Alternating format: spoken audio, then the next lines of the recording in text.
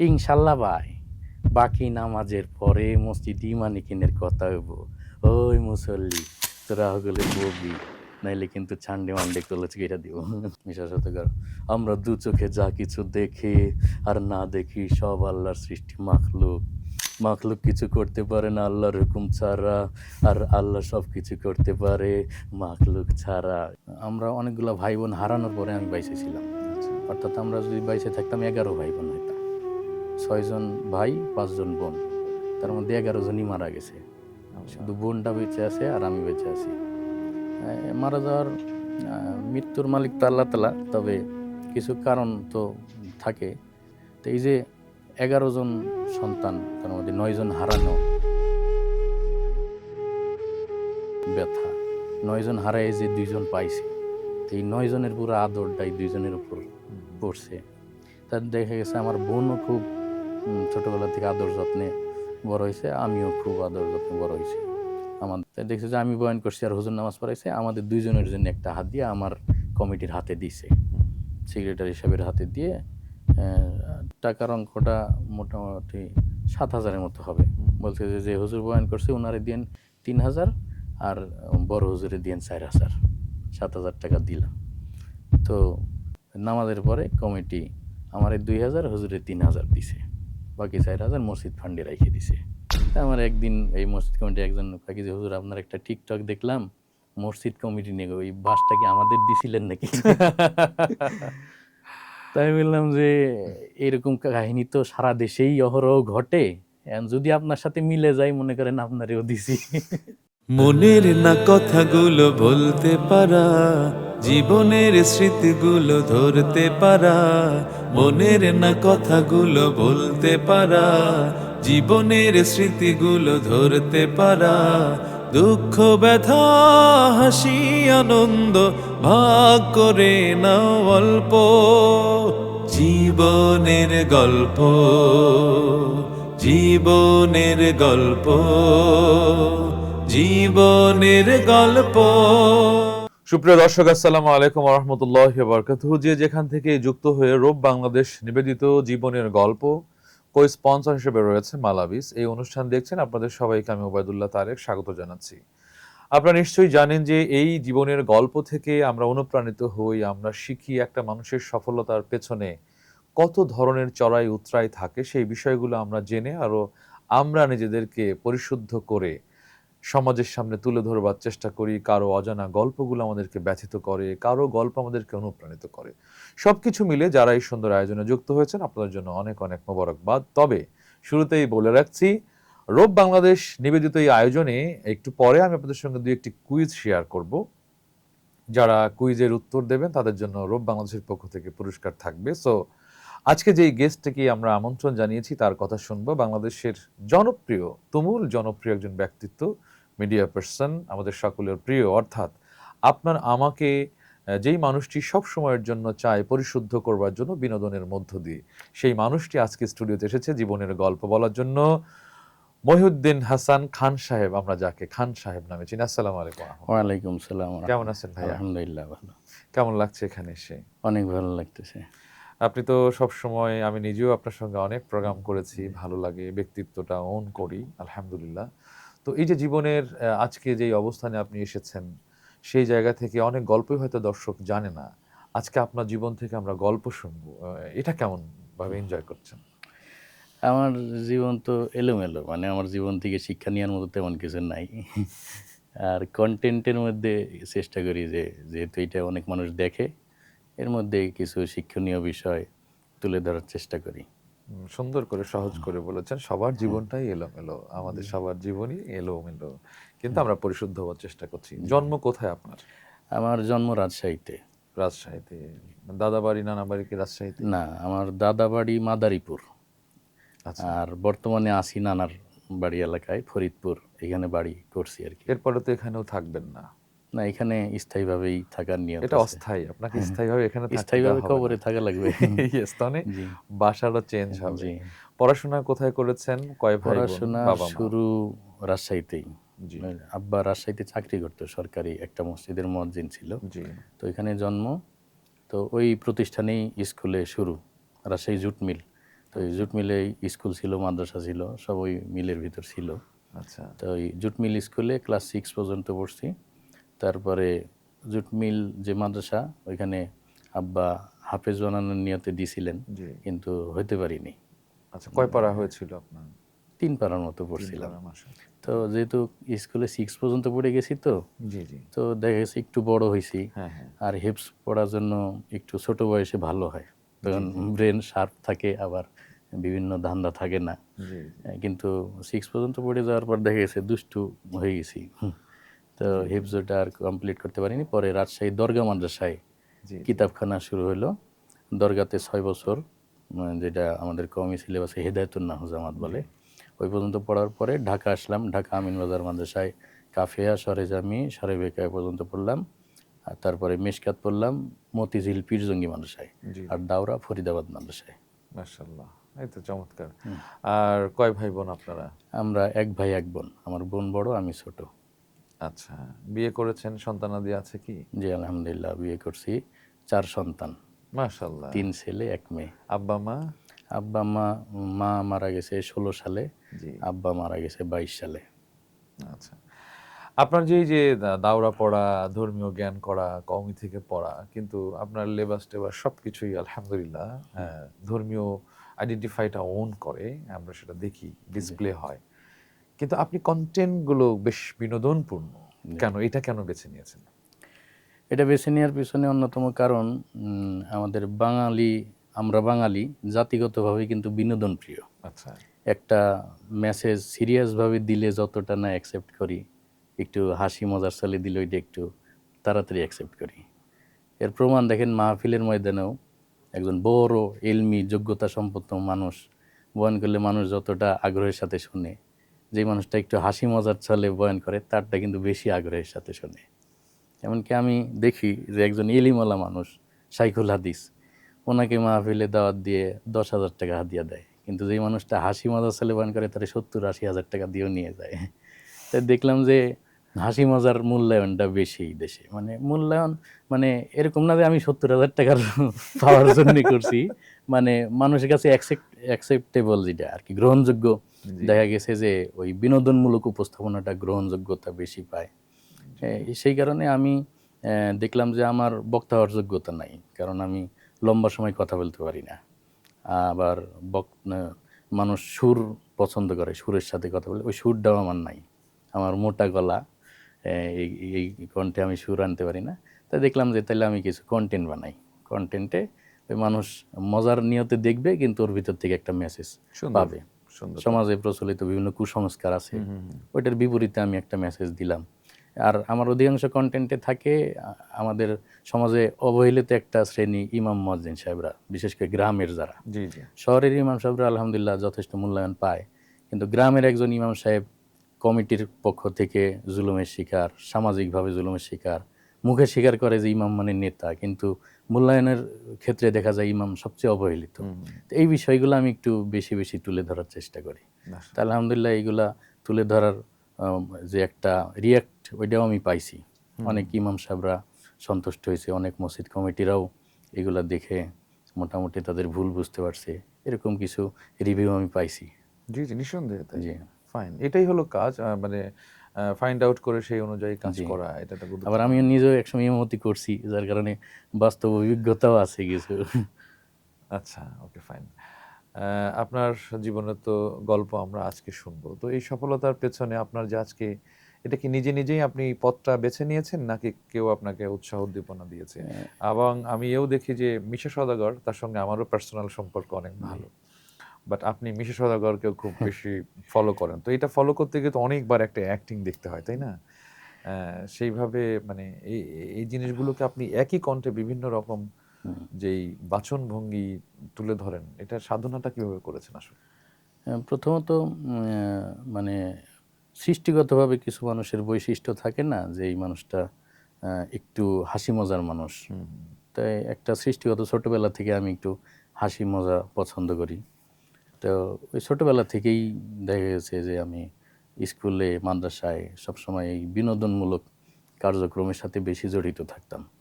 স্কুলে প্রতিযোগিতায় তো অনেক বিষয় থাকে, কবিতা আবৃত্তি, গান, নাচ। তা আমি ওই কৌতুক উপস্থাপনাটাই বেশি করতাম স্কুলে থাকতে। আর আবৃত্তির প্রতিও আমার একটা ছোটবেলা থেকে ইয়ে আছে, ভালোবাসা আছে। তো মাদ্রাসায় আসার পরেও দেখলাম যে আমার এই হাসি মজার উপস্থাপনাগুলা ওস্তাদরা তেমন একটা নেগেটিভ নিত না। আচ্ছা। অনেক সময় ক্লাস প্রতিদিন ক্লাস করতে করতে একদিন একটু দেখা যায় না শিক্ষকেরও একটু বোরিং লাগে, আজকে একটু পড়াবো না, একটু গল্প মজা করব, এরকম একটা পরিস্থিতি আসলে ওই ওস্তাদ বলতে যে তুমি একটু কৌতুক শোনাও, আমরা শুনি। তাই দেখলাম যে না, এটা ওস্তাদরাও পছন্দ করে। এমনকি মাদ্রাসায় দেখা যায় মাঝে মধ্যে গুরুত্বপূর্ণ একটা মিটিং হয়, সমস্ত শিক্ষক কমিটির লোকজন বসে মিটিং করে। তো তখন দেখা যায় পুরো মাদ্রাসার ক্লাসগুলা কিছু সময়ের জন্য বন্ধ, এখন বাচ্চারা দুষ্টামি করবে। তা হুজুররা করতে কি পুরা মাদ্রাসার ছাত্রদেরকে একটা হল রুমে বসে আমারে বলতো যে তুমি এদের ইয়া করো, মজা দাও, আমরা এই ফাঁকে মিটিং করে আসি। তা আমার কাছে মনে হইলো যে এইটা যদি খারাপ কিছু হইতো তাহলে তো হুজুররা এইভাবে সাপোর্ট দিত না। আবার কমি মাদ্রাসাগুলোয় কুরবানির সময় আসলে ছাত্রদের ওই যে কালেকশনের একটা কাজ থাকে, দেখা যায় ওরা ঈদের সময় মাদ্রাসায় থাকে অধিকাংশ ছাত্ররা। তো ওই ছাত্ররা একটা আবদার করে ঈদের আগ দিয়ে যে হুজুর আমরা যেহেতু বাড়ি যাব না, মাদ্রাসায় থাকবো, আমাদের একটা আনন্দ অনুষ্ঠান করার আয়োজন করার সুযোগ দেন। তো ওস্তাদরাও দিতে আমার এখানে একটা প্রশ্ন জানতে ইচ্ছে করে, তারা বাড়ি যাবে না কেন, ঈদের সময় কেন যাবে না? এটা প্রতিষ্ঠানের একটা ওই যে বিষয়, একটা চামড়া কালেকশন হইলে ওইখানে থেকে প্রতিষ্ঠানের বড় একটা আয়ের উৎস আসে। তো ওই দেখা যেত ওস্তাদরা ওই আনন্দ আয়োজনের অনুষ্ঠানের ইয়ে করলে আমার এই দায়িত্ব দিত যে তুমি এটা দায়িত্ব নাও, কিভাবে কি উপস্থাপনা করবা, তারপরে শিক্ষণীয় কিছু নাটক সাজাও তুমি, যেগুলা ছাত্ররা মজাও পাবে, মেসেজও পাবে। তো ওইগুলা করতাম। ওই সময়ই মাথায় আসছে যে ওস্তাদরা যেহেতু এটা আমার দিয়ে করাইতেছে, তার মানে এটা খারাপ কিছু না।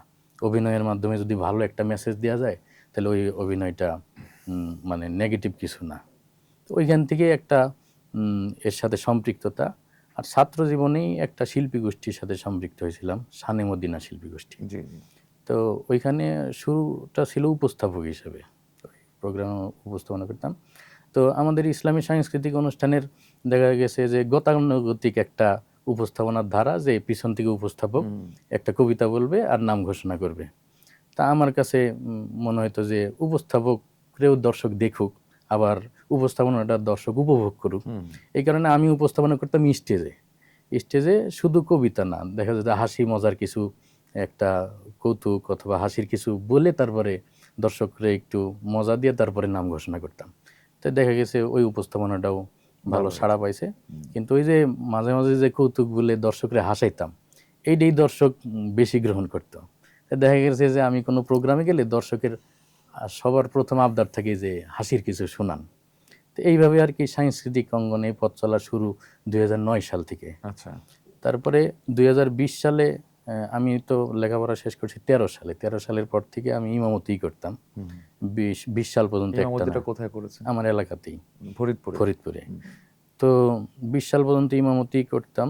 20 সালে যখন করোনার যে মহামারী আসলো, তারপরে লকডাউন হলো, সবাই ঘরবন্দি হয়ে গেল, তারপরে মসজিদেও সীমাবদ্ধতা চলে আসলো, 5 জনের বেশি মুসল্লি আসতে দিবে না। একটা পর্যায়ে আসলো যে পুলিশও খুব পিটাপিটি করতো রাস্তায় বের হইলে। তো আমি তো বাড়ি থেকে মসজিদে যাওয়া আসা করে নামাজ পড়াইতাম, তো ওই সময় আমি মসজিদে যাইতে পারতাম না। আর কমিটিও বলছিল যে এই পরিস্থিতিতে আসার দরকার নাই, আমরা এলাকায় তো হুজুররা আছে, তাদের দিন নামাজ পড়ে না, আপনি বাড়িতে থাকেন কিছুদিন। তো ওই সময় আমার ওই মাঠ পর্যায়ের তো কিছু ভক্ত আগে থেকেই ছিল, ওই বিভিন্ন প্রোগ্রামে যাইতাম। তো কিছু মাদ্রাসার ছাত্ররা আমার আবদার করলো যে ভাই আমরা তো এখন সবাই ঘরে বসা থাকি, আপনি এই হাসি মজার কিছু বলেন, বললে ফেসবুকে ছাড়েন, আমরা ঘরে বসে দেখি, বোরিং সময় কাটে। তা আমি ওই মোবাইলটা সামনে নিয়ে ওই বসে বসে ছোট ছোট চুটকি বলতাম, বলে ওই ছাড়তাম, দেখতাম ভালোই মোটামুটি মাদ্রাসার ছাত্ররা খুব করতো, ওইগুলো শেয়ার দিত, ভালো ভিউ হইতো মোটামুটি। তো হঠাৎ একদিন আর কি ওই কণ্ঠনকল করার একটা দুষ্টমি চলে, এইগুলো করতাম। তো একদিন ওই তাবলিগের 6 নম্বর নায়ক ভিলেনদের কণ্ঠে আমি বলে ছাড়লাম। তো অনেকে ধারণা করে যে যেহেতু সে এই নায়ক ভিলেনদের কণ্ঠ নকল করছে, তার মানে অনেক সিনেমা দেখা লাগছে তার। বিষয়টা এমন না। এই নায়ক ভিলেনদের কণ্ঠে ছোট ছোট কন্টেন্ট ইউটিউবে অনেক আছে, অনেক আছে, ফেসবুকে অনেক আছে। তো এইগুলা আমার চোখের সামনে পড়ছিল কিছু। Fine. তা আমি ওইগুলা দেখেই প্রথমে চিন্তা করলাম যে তাহলে আমি একটু ট্রাই করি। তা আমি চিন্তা করলাম যে আমি যেহেতু হুজুর মানুষ, আমি ওই সরাসরি সিনেমার ডায়লগটা দিলে তো এইটা মানুষ নেগেটিভভাবে হ্যাঁ। নিবে। তা আমি এই তাদের ওই কণ্ঠটাই নকল করব, কিন্তু ডায়লগটা দিব ভালো, যাতে মানুষ এটা পজিটিভভাবে নেয়। তারপরে চিন্তা করলাম যে ভালো কোন বিষয় দেওয়া যায়। তারপরে চিন্তা করলাম তাবলিগের যে ৬টা পয়েন্ট আছে, তাই ৬টা পয়েন্ট ৬ জনের কণ্ঠে আমি উপস্থাপনা সেই করি। পয়েন্টগুলো কি এখন আপনার মনে হ্যাঁ, আছে এই মুহূর্তে? কালেমা, নামাজ, এলেমু, এখন জিকির, সেটাকে যদি আমরা একটু একরামুল শুনতে চাই, একটু আপনি শোনাবেন। এখন তো অসুস্থ কণ্ঠ একটু তবুও বসে কি গেছে। বলার মতো অবস্থা আছে কিনা? একটু চেষ্টা করি, ২-১টা যাই হোক। তা আমি ওই ইয়ে করছিলাম, ৬টা পয়েন্ট মনে করেন, প্রথম এলানটা দিলাম ডিপ জলের কণ্ঠে। হুম, হুম। হুম তাই ডিপ জল এই সাধারণত নামাজ শেষে মানুষ দাঁড়ায়, মসজিদে দাঁড়ায়, এলান করে যে ইনশাল্লাহ ভাই বাকি নামাজ বাদ। তো এটা আমি এ, ভাবলাম যে এটা যদি ডিপ জল বলতো কিভাবে বলতো। আচ্ছা। তা ডিপ জলের কণ্ঠে কিছুটা এরকম, ইনশাল্লাহ ভাই বাকি নামাজের পরে মসজিদ ইমানিকিনের কথা হইব, ওই মুসল্লি তোরা হগলে ববি।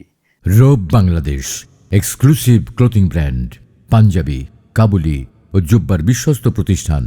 মানসম্মত ফেব্রিক্স দিয়ে তৈরি করা হয় রুচিশীল আধুনিক এক্সক্লুসিভ পোশাক। আমাদের পণ্যের প্রতিটি অ্যাক্সেসরিজও ইউনিক ও মানসম্পন্ন। দক্ষ কারিগর দ্বারা প্রস্তুতকৃত পোশাকগুলো একাধিক কিউসির মাধ্যমে গুণগত মান নিশ্চিত করা হয়। এখনই ভিজিট করুন আপনার নিকটস্থ রোব আউটলেটে, অথবা ঘরে বসে অনলাইনে অর্ডার করুন রোব বাংলাদেশ। নাইলে কিন্তু ছান্ডে ওয়ানডে কলেজ এটা দিব। তো এইভাবে ডিপ জলে কণ্ঠে। তারপরে কালিমার পয়েন্টটা মিশা সওদাগর বললো। মিশা সওদাগর, আমরা দু চোখে যা কিছু দেখি আর না দেখি সব আল্লাহর সৃষ্টি মাখলুক। মাখলুক কিছু করতে পারে না আল্লাহর হুকুম ছাড়া, আর আল্লাহ সব কিছু করতে পারে মাখলুক ছাড়া। এইভাবে আর কি বললাম। তা দেখলাম যে এইটাও নেগেটিভভাবেই ভাইরাল হইলো। আমি সকালবেলা এটা আপলোড দিয়ে ঘুমাইছি, মোটামুটি ঘন্টাখানিক পরে ঘুম থেকে উঠে দেখি তুমুল মানে ছড়াছড়ি এবং সবগুলাই গালিগালাজের সাথে। তা মানে সবাই নেগেটিভভাবে নিছে যে তাবলিগের মতো এত দিনই একটা বিষয়কে কেন সিনেমা জগতের মানুষের কণ্ঠে নকল করা হলো। আবার এইটা একটা নেগেটিভভাবে নিল, আর কিছু মানুষ ধরে নিল যে আমি সিনেমা দেখি প্রচুর পরিমাণে। এই দুইভাবে সমালোচনা আমি সাথে সাথে ডিলিট করে দিলাম। আচ্ছা। তাই ডিলিট করার সময়, ওই সময় তো আমার পেজটা নতুন, তো সম্ভবত আমার পেজে ৫-৭ হাজার ভিউ হয়েছে, কিন্তু অন্যদের পেজে হয়েছে প্রায় ২০-৩০ মিলিয়ন।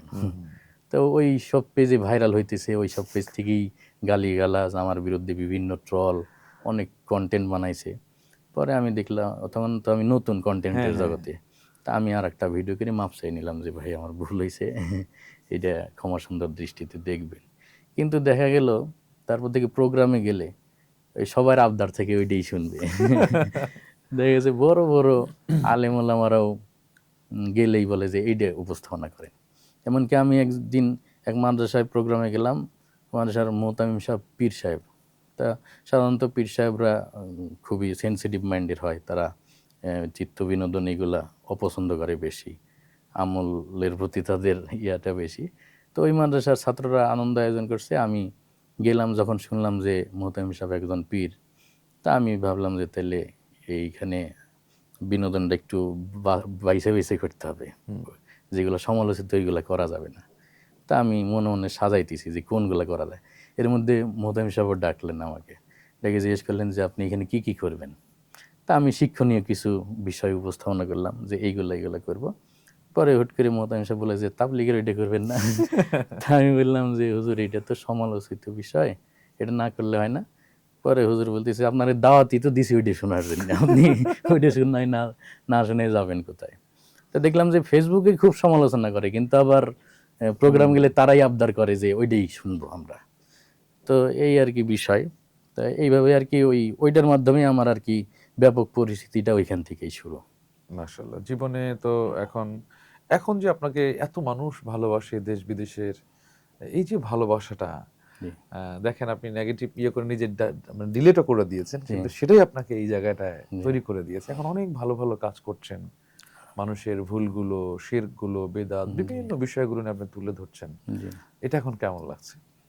এখন আলহামদুলিল্লাহ অনেক মানুষ, আর কাজ করলে তো সমালোচক এক শ্রেণী থাকেই, থাকেই।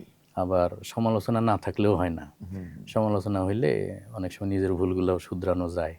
সবাই যদি প্রশংসা করে তাইলে তো ভুলগুলা নজরে পড়বে না। জি, জি। তা আলহামদুলিল্লাহ এখন অনেক বড় বড় ওলামায়ে কেরাম, এবং শুধু এখন মাদ্রাসার মধ্যে সীমাবদ্ধতা না, অনেক সাধারণ মানুষজন এবং জেনারেল শিক্ষিত ভাইরাও অনেকেই আমারে পছন্দ করে। বিশেষ করে প্রবাসীদের পক্ষ থেকে অনেক জি, জি। সাড়া পাই।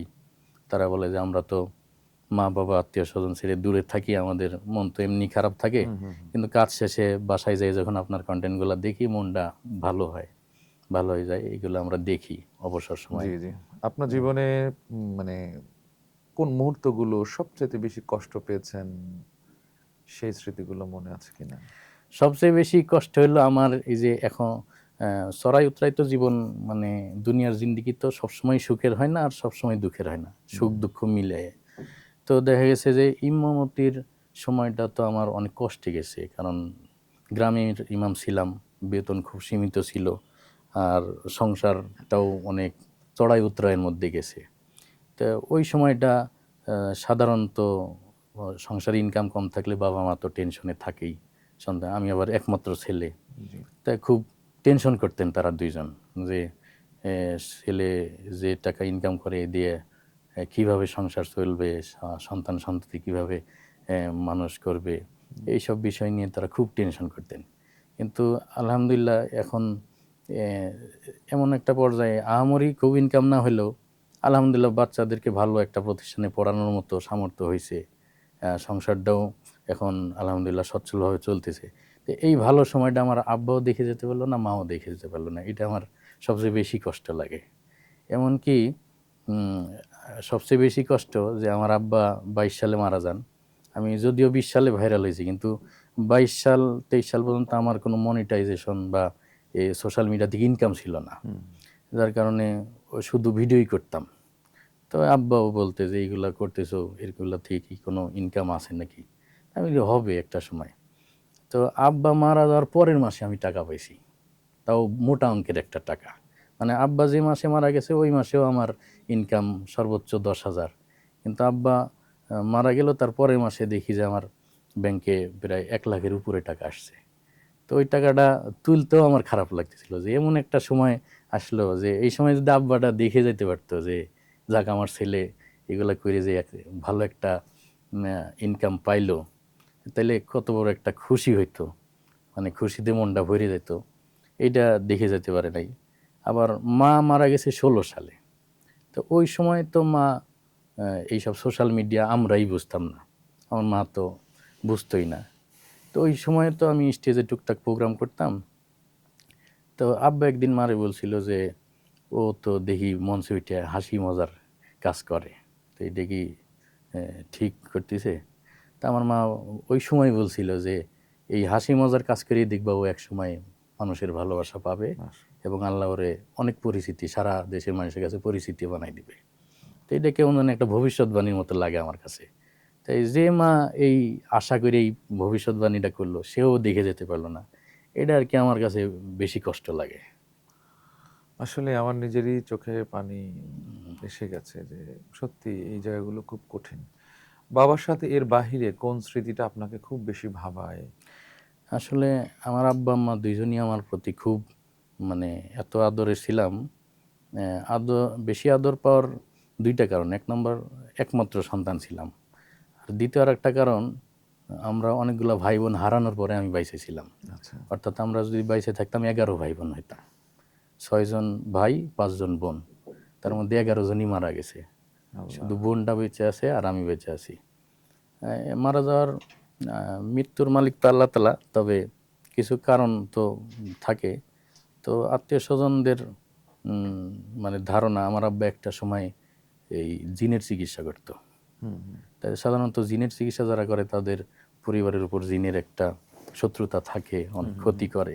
তো সবার ধারণা ওই কারণেই হয়তোবা। এই কারণে আমি সবার শেষে হয়েছি, তো আমি হওয়ার সময় আত্মীয়-স্বজন সবাই মিলে আব্বারে খুব করছে যে আপনি সব বাদ দেন, আপনার এইসব করার দরকার নেই। তো আমি হওয়ার আগ দিয়ে আব্বা এগুলো বাদ দেয়। তারপরে আমার ছোটোবেলায় হওয়ার পরে অনেক সমস্যা হয়েছিল আমার। তো সমস্যার উপর আর আস্তে আস্তে আলহামদুলিল্লাহ সমস্যাগুলো কাইটে গেছে। তো এই যে 11 জন সন্তান, তার মধ্যে 9 জন হারানো ব্যথা, 9 জন হারায় যে 2 জন পাইছে, তো এই 9 জনের পুরো আদরটাই 2 জনের উপর পড়ছে। তার দেখা গেছে আমার বোনও খুব ছোটোবেলা থেকে আদর যত্নে বড় হয়েছে, আমিও খুব আদর যত্নে বড় হয়েছি। আমাদের যত শখ আহ্লাদ পূরণ করার জন্যে আব্বা আম্মা মানে পুরো সবসময় উতলা হয়ে থাকতো। এমনকি এমনকি আমরা সাধারণত মাদ্রাসায় যারা পড়ি, আমরা বৃহস্পতিবার আসলে পড়ার চাপ একটু কম থাকে, রাত্রে ঝালমুড়ির আয়োজন করি। তো এই গল্পটা একদিন বাসায় করছিলাম যে আমরা বৃহস্পতিবারে ঝালমুড়ি খাই। এরপর থেকে এই যে আমার আব্বা 22 সালে মারা গেল, আমি তো বিয়ে করছি সেই 11 সালে। এই 22 সাল পর্যন্ত আমার আব্বা বৃহস্পতিবার আসলে বাজার থেকে ঝালমুড়ি কিনে নিয়ে আসতো। ঝালমুড়ি চপ টপ নিয়ে এসে আমার বউরে দিত যে ঝালমুড়ি বানাবো, বৃহস্পতিবার আসলেও ঝালমুড়ি খায়। মানে আমাদের সকালটা এইভাবে প্রাধান্য দিত। তো এই জিনিসগুলা খুব মিস করি। আপনার এই সফলতার পেছনে কোন মানুষটাকে বেশি অবদান দেবেন? কে অনুপ্রেরণা জুগিয়েছে, সাহস জুগিয়েছে, সহযোগিতা করেছে, ভালোবাসা দিয়েছে? বাবা মার কথা তো শুনলাম, যদি বাবা মার বাহিরে বলি কোনো শিক্ষক বা কোনো ব্যক্তি এরকম কেউ আছে? শিক্ষকদের মধ্যেও ছিল আমার আমিনবাজারে একজন ওস্তাদ মুফতি মহিবুল্লাহ যশোরী হুজুর। ওই আমার ছাত্র জীবনে যে এই অনুষ্ঠানগুলো করতাম, হুজুর খুব সাপোর্ট দিত। বিশেষ করে ওই সময় আবার আমার লেখালেখির দিক একটু ছিল, আমি কবিতা লিখতাম আগে। এমনকি আমার কবিতা বড় বড় জাতীয় পত্রিকাও ছাপা হয়েছে। আগে নিয়মিত কবিতা লিখতাম। তো হুজুর এই বিষয়গুলো খুব করতেন। প্রতিভাবান শুধু আমার জন্য না, ওই পুরো মাদ্রাসায় প্রতিভাবান যে ছাত্রগুলো থাকতো তাদের ওই প্রতিভা বিকাশের জন্য হুজুর নিজের থেকে অনেক সাপোর্ট দিতেন এবং সুযোগ দিতেন। যাদের কণ্ঠ ভালো ওদেরকে হুজুরই দেখা গেছে ওইখান থেকে আমিনবাজার থেকে পল্টনে প্রতি শুক্রবার আসার সুযোগ দিতেন, যাও কলরবে ভর্তি হও। হ্যাঁ, তা এইরকম সাপোর্ট দিতেন। তা আমাদের ক্লাসে আমরা বন্ধুরা মিলে একটা পত্রিকাও বের করছিলাম, ছোট্ট একটা পত্রিকা। হুজুর সম্পাদকের দায়িত্ব নিয়েছিলেন এবং হুজুর সাপোর্ট দিলেন। হুজুরের একটা উৎসাহ। আর এই ভাইরাল হইলাম যখন, তখন তো সমালোচিতভাবে ভাইরাল হইলাম। তো স্বাভাবিকভাবেই যে সমালোচনা দেখলে তো কাজ থেকে পিছিয়ে যাওয়ার কথা। তা ওই সময় কিছু তরুণ আলেম, সংস্কৃতি মনা কিছু আলেম, ওনারা বলছিলেন যে না, আপনি করেন, যেহেতু এটা সমালোচিত হয়েছে, আপনি এর জবাব হিসেবে ভালো কিছু কাজ দেন যাতে সমালোচনাটা মুছে যায়। তারপর ওনাদের উৎসাহে আমি কিছু পজিটিভ কন্টেন্ট করা শুরু করলাম। পরে ওইটা আলেম সমাজের কাছে অ্যাকসেপ্টেবল হইল। তার মধ্যে আমি নাম বলতে গেলে বগুড়া একজন আলেম আছেন সালাউদ্দিন মাসুদ ভাই, উনি প্রচুর উৎসাহ দিয়েছেন আমাকে। আরও কিছু আলেম আছেন। আমি আর কি বড় বড় আলেমদের নাম বলতে চাই না কেন, ওই যারা আমার সমালোচক বা হেটার্স, ওই তারা দেখা গেছে আমি যখন নাম বলি যে অমুক হুজুর আমাকে খুব ভালোবাসে, তারা ওই হুজুরকেও ট্রল করে। এটা তো আছেই।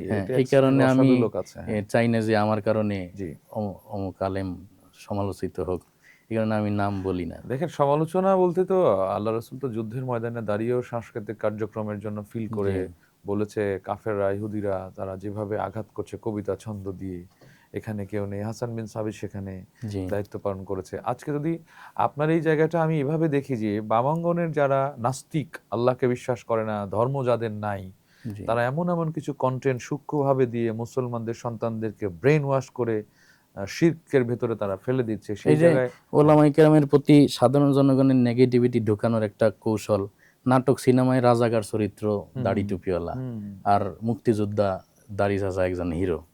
তো এইভাবেই তো মিডিয়ার মাধ্যমে সূক্ষ্ম সূক্ষ্ম মেসেজ মানুষের মধ্যে ছড়াই দেয়। তো এই বিষয়গুলো যদি আমরা নাটকীয়ভাবে এই পজিটিভ দিকগুলো তুলে ধরি, এইটা মিডিয়ার মাধ্যমে মানুষের কাছে পৌঁছাই যাবে। তো এইভাবেই আর কি আমি মনে করি যে একটা কাজ করা যায়, কিন্তু আমরা মিডিয়ার লাইনে এখন অনেক পিছিয়ে। হ্যাঁ, এটাই, মানে কিছু কাজ এভাবে করতে হবে। যেমন আমি যদি বলি যে সদ্য জামাতের যে একটা জাতীয় সমাবেশ হলো, এখানে স্টেজে কালচারাল যে অভিনয় টভিনয় এগুলো দেখাইছে, ঠিক আমাদের জাতীয় কিছু ব্যক্তিরা যারা মানে বড় বড় অভিনেতা, জনপ্রিয় যারা জাতীয় পুরস্কারও পাওয়া কিছু অভিনেতা, তারা নিজেরা তাদের পোস্টে শেয়ার করছে স্ক্রিনশট দিয়ে, যে আমরা ভেবেছিলাম ইসলামিক দলগুলো বোধহয় এগুলো করে না, কিন্তু তারাও আজকে অভিনয় গানগুলো, এবং সেটা আরটিভি সহ বিভিন্ন টিভি নিউজ করছে, মিলিয়ন মিলিয়ন ভিউ হয়েছে। আমি বড় তো একজন, দেখেন, হ্যাঁ বলেন। তো এই যে ওনারাও কিন্তু চিন্তা করতো যে শুধু এই অঙ্গনে ওনারাই, কিন্তু না, জি। আপনাদেরকে কাজ করতে হবে এবং মানে ইসলামটাকে এই অভিনয়ের মধ্য দিয়ে, গল্পের মধ্য দিয়ে প্রেজেন্ট করতে হবে। আমি যে কাজটা একজন, আপনি করছেন না, জি আকমা হাসান থেকে শুরু করে জি চঞ্চল, মোশাররফ করিম, আদার্স যারা আছে, জি, তারা কিন্তু ঠিকই বিনোদন দিচ্ছে এবং সেখানে কিন্তু ইসলামিক শিক্ষাগুলো নাই। হুম, তো আপনারা এই কাজগুলো করলে কিন্তু ঠিক এখানে ইসলামিক শিক্ষাগুলো আমাদের এই জি। জেনারেশন পাবে। জি। আমি বড় একজন আলেমের বয়ানে শুনছি, হাসান বিন সাবেত রাদিয়াল্লাহু তাআলা আনহু যখন কাফেরদের দেখে কবিতা আবৃত্তি করতেন, উনি একটু মুখ ভেংসি কেটে আবৃত্তি করতেন। তো ওনার ওই মুখ ভেংসানোর কারণে কাফেরদের দেখা গেছে আরো রাগ উঠতো এবং ওইটা ওদের প্রতি একটা আঘাত লাগতো। তা আমাদের এই বিনোদনগুলোও কিন্তু আমরা যাদের বিরুদ্ধে প্রতিবাদ করি, অনেক সময় ভালো একটা আঘাত লাগে। বিশেষ করে আমার সফল কিছু কাজের মধ্যে একটা হলো কোকা কোলার একটা বিজ্ঞাপন হয়েছিল। তারা ওই বিজ্ঞাপনে কোকা কোলারকে পজিটিভভাবে উপস্থাপন করার চেষ্টা করছিল। তা আমি আবার ওইটা ডাবিং করে কোকা কোলার বিরুদ্ধেই বানাইছিলাম ওই বিজ্ঞাপনটাই। তো ওইটা দেখা গেছে যে কোকা কোলার মূল বিজ্ঞাপনটা ইউটিউবে ছাড়ার পর ভিউ হয়েছিল সম্ভবত 2 থেকে 2.5 লাখ, আর আমার ওই ডাবিংটা ভিউ হয়েছিল 5.5 লাখ। মানে ওদের থেকে বেশি ভিউ হওয়ার কারণে ওরা পরবর্তীতে ওই বিজ্ঞাপনটা ডিলিট করে দিল। Robe Bangladesh exclusive clothing brand, panjabi, কাবুলি ও জুব্বার বিশ্বস্ত প্রতিষ্ঠান। মানসম্মত ফেব্রিক্স দিয়ে তৈরি করা হয় রুচিশীল আধুনিক এক্সক্লুসিভ পোশাক। আমাদের পণ্যের প্রতিটি অ্যাক্সেসরিজও ইউনিক ও মানসম্পন্ন। দক্ষ কারিগর দ্বারা প্রস্তুতকৃত পোশাকগুলো একাধিক কিউসির মাধ্যমে গুণগত মান নিশ্চিত করা হয়।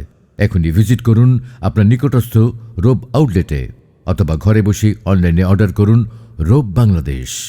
তাহলে এটা একটা সফলতা হ্যাঁ। না, আমি মনে করি যে এই প্রতিবাদটা কাজে লাগছে।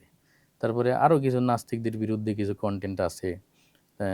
দেখা গেছে এমনকি এই যে 5ই আগস্টের সময় আমরা একটা কন্টেন্ট বানাইছিলাম এই শেখ হাসিনার বিরুদ্ধে, স্বৈরাচারী, ওই যে উনি শুধু কান্ত না স্বজন হারানো বেদনা বলে, ওইটা নিয়ে আমি একটা কন্টেন্ট বানিয়েছিলাম। ওইটাও এতটা প্রভাব পড়ছিল যে আমার ওই 5ই আগস্টের আগ পর্যন্ত লুকায় থাকা লাগছে কিছুদিন।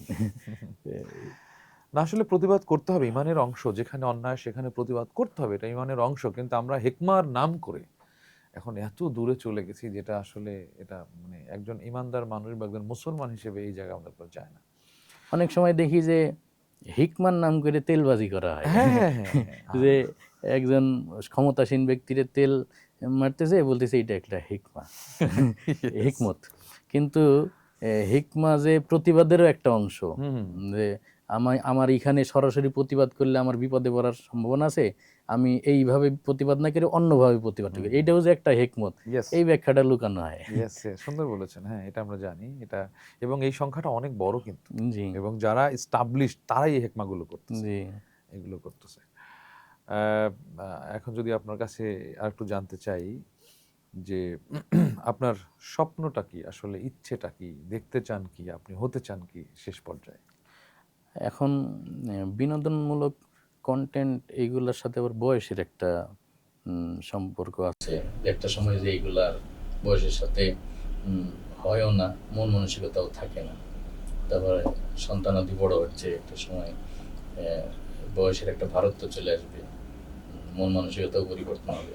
কিন্তু যেহেতু মিডিয়ার মাধ্যমে আল্লাহ তাআলা আমাকে পরিচয় করাইছে, তা আমার ইচ্ছা যে এই মিডিয়ার মাধ্যমেই আমি আমার কাজটাকে সামনে হয়তোবা পরিবর্তন করে আরো অন্য লেভেলের কিছু কাজ করা।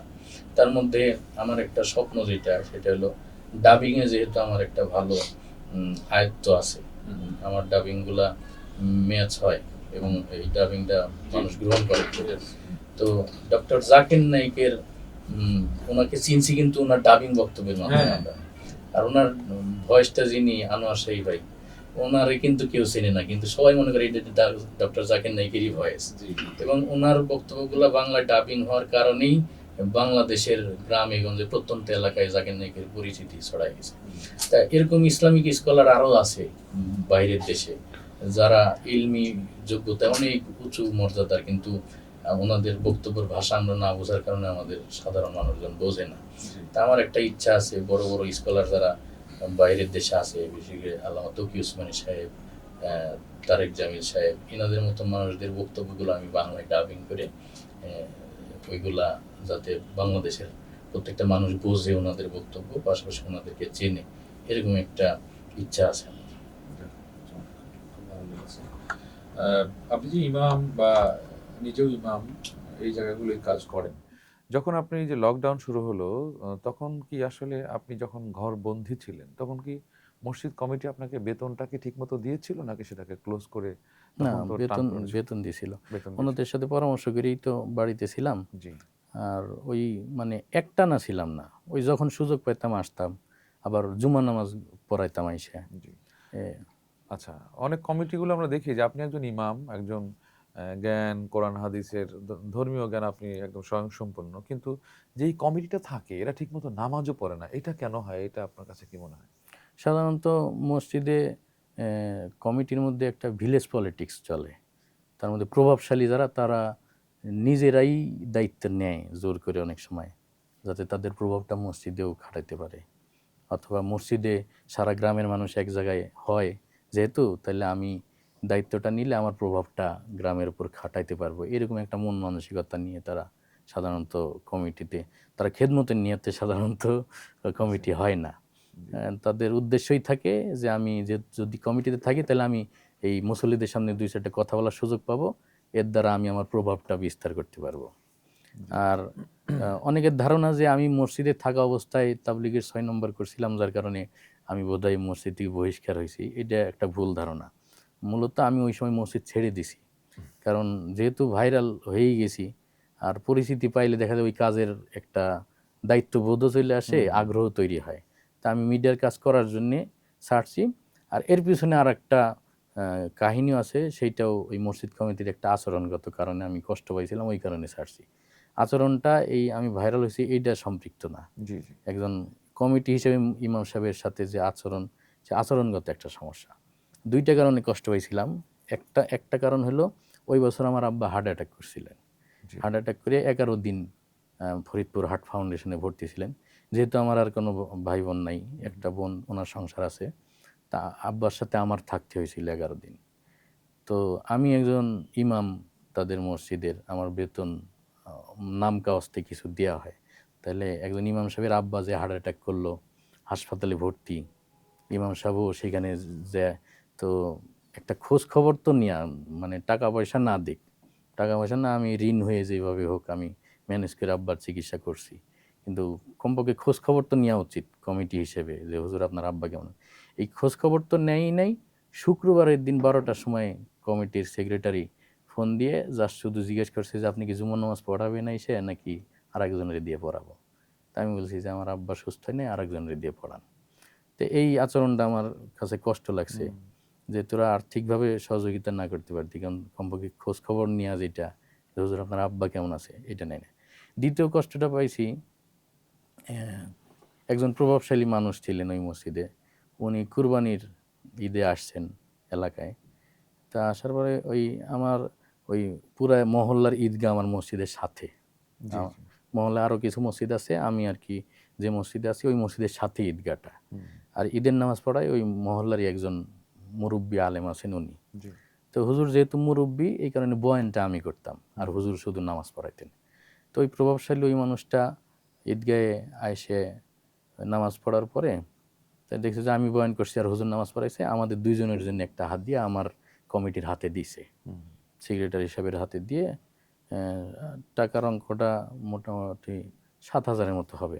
বলছে যে যে হুজুর বয়ান করছে ওনারে দিন 3,000, আর বড় হুজুরে দিন 4,000, 7,000 টাকা দিলাম।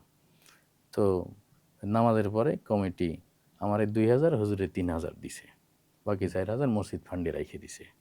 এই বিষয়টা আমি জানতাম না, না জানলেও কষ্টটা পাইতাম না। কিন্তু দুপুরবেলা ওই লোকটা আবার তার বাসায় দাওয়াত দিছে আমাদের দুই হুজুরে, যে আপনারা দুপুরে আমার বাসায় খানা খায়েন।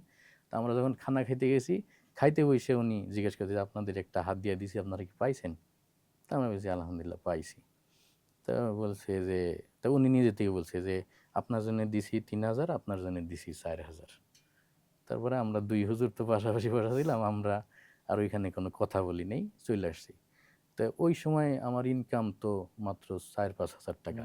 তো ওই সময় 3,000 টাকা পাওয়া মানে কিন্তু অনেক কিছু আমার অনেক জন্য, কিছু। তাও জি, আবার ঈদের সময়।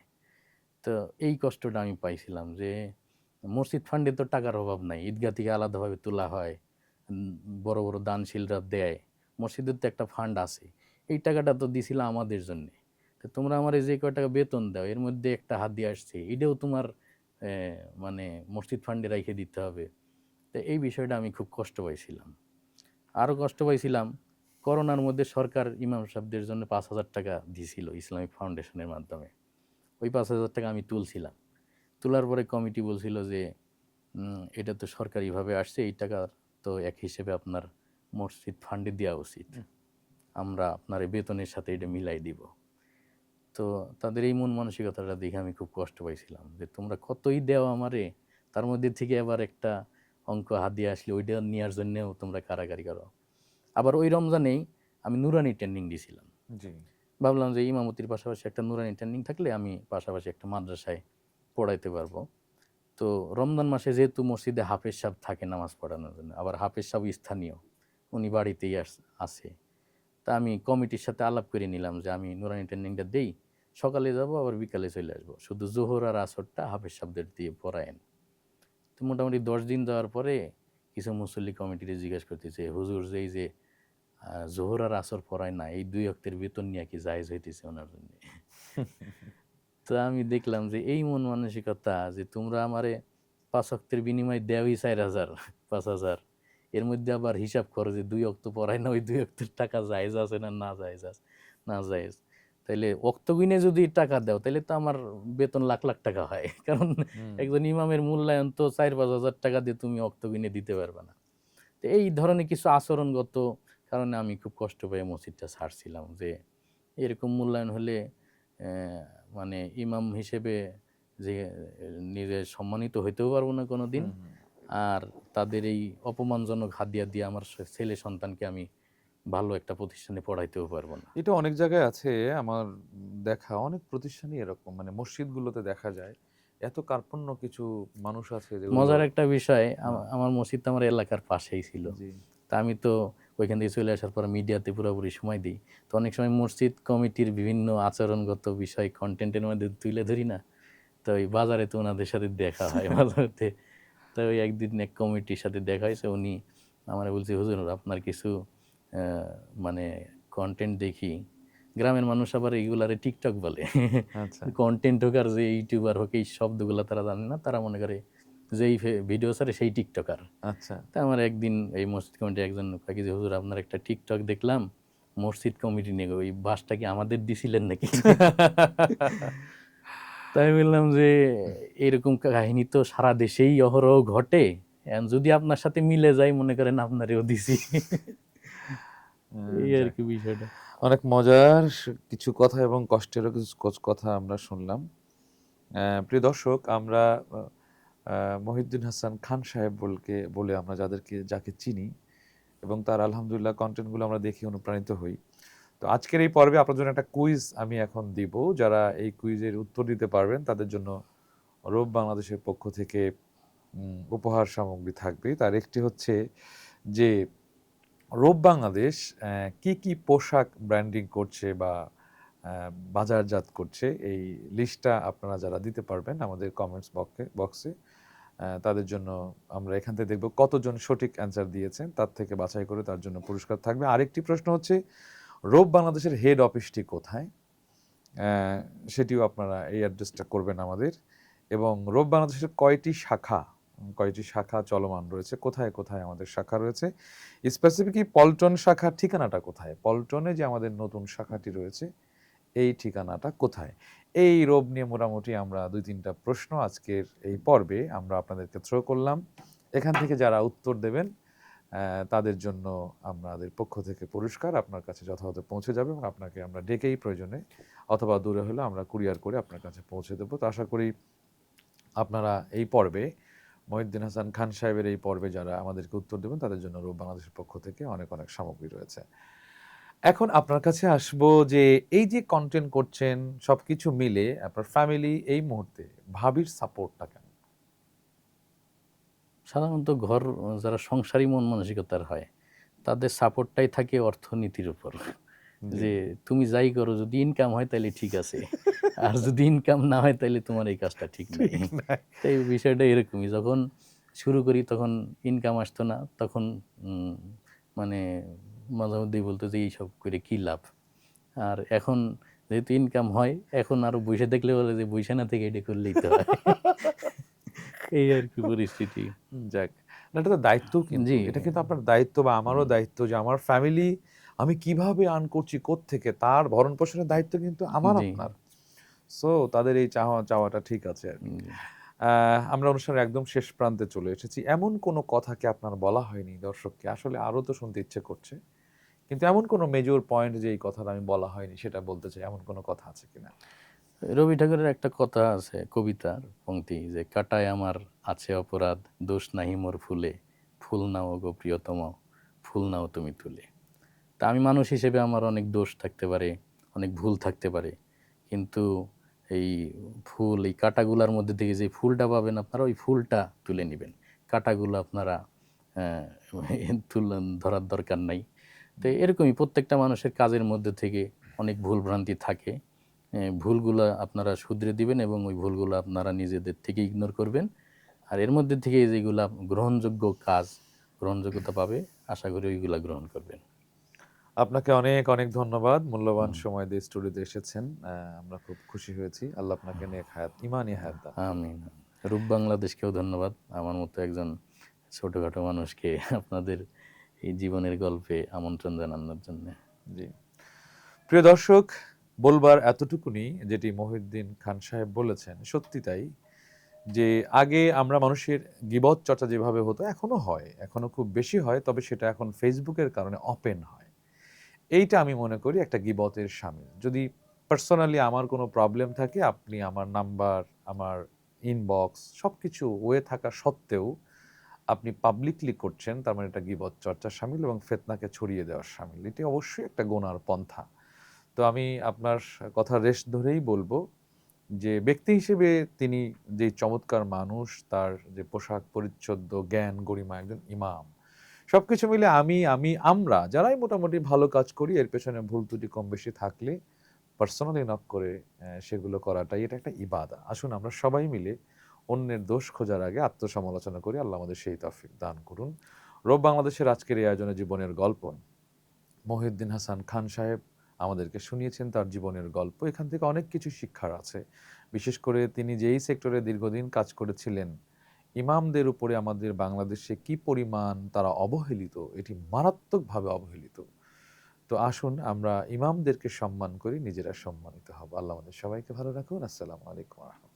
মনের না কথাগুলো বলতে পারা, জীবনের স্মৃতিগুলো ধরতে পারা, মনের না কথাগুলো বলতে পারা, জীবনের স্মৃতিগুলো ধরতে পারা, দুঃখ ব্যথা হাসি আনন্দ ভাগ করে নাও অল্প, জীবনের গল্প, জীবনের গল্প, জীবনের গল্প।